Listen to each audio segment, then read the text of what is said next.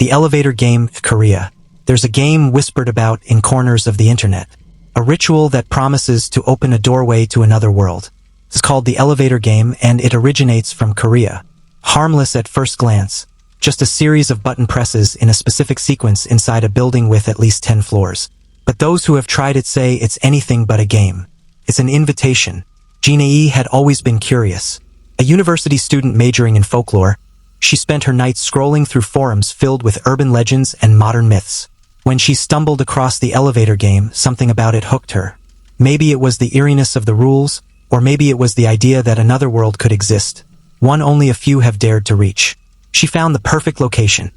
An old, barely functioning apartment building on the edge of Seoul, scheduled for demolition. It was empty, lifeless, and had a working elevator. Exactly 10 floors. No security. No cameras. Just silence and peeling wallpaper. On a rainy Thursday night, Jin-ae stepped inside with her phone camera rolling and notebook in hand. The elevator was cold and creaked as the doors closed. She took a deep breath and began the ritual. 4, 2, 6, 2, 10, 5. So far, nothing strange. The elevator shuddered and groaned with each floor. On the 5th floor, the doors slid open. Just like the instructions warned, a woman stepped inside. But something was wrong. The woman didn't look at her. She faced forward, long black hair covering her face, dressed in pale clothing that looked outdated, like she'd stepped out of a photograph from decades ago. Jin-ae froze. The rules were clear. Do not look at her. Do not speak to her. The doors closed. The final button, 1. If the ritual had failed, the elevator would descend to the 1st floor, and Jin-ae would go home. But instead, the elevator began to rise. Higher and higher past 10. The numbers vanished from the panel. A buzzing filled her ears. The lights flickered violently, then dimmed. The woman stood silently beside her. When the doors finally opened, it was not the lobby. It was something else. A place that looked like the world, but drained of life. The sky outside was red, heavy with unmoving clouds. The buildings were decayed and twisted. There were no lights, no people, only a low hum, like the world itself was breathing slowly. She stepped out, leaving the woman behind. Her phone flickered with static. No signal, no time, just her and the silence. Everything felt wrong. The air smelled like metal. In the distance, she thought she saw someone watching from a rooftop, tall, thin, and still. As she turned, it was closer. No footsteps, no sound, just closer. Panic rose in her throat.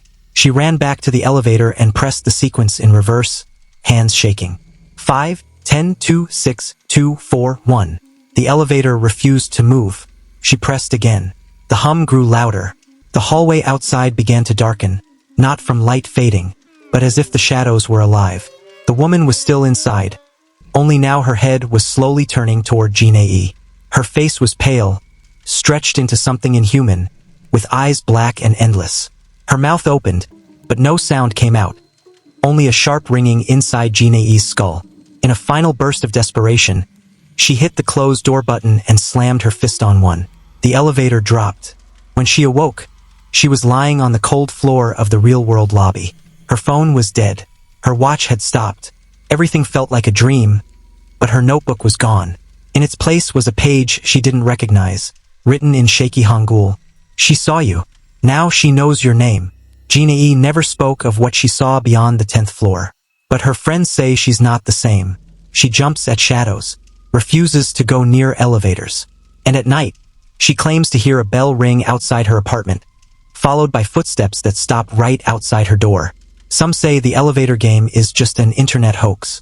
But if you try it, and the doors open to the other world, do not step out. No matter how quiet, how empty, how strangely familiar it looks, because something is waiting there. And once you cross over, it may follow you back.